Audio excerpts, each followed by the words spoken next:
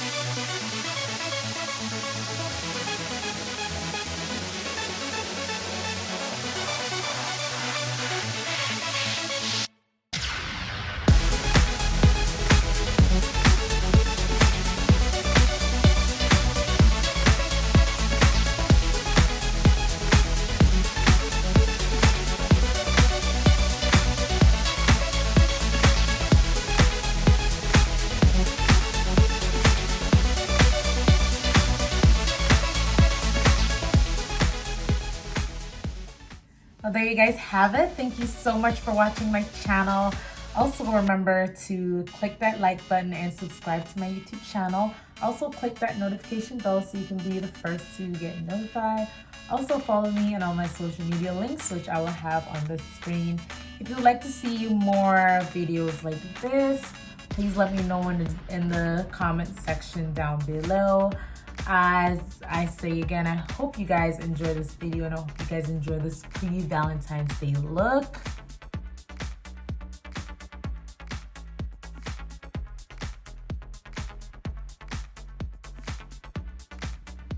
And I will see you guys in the next video.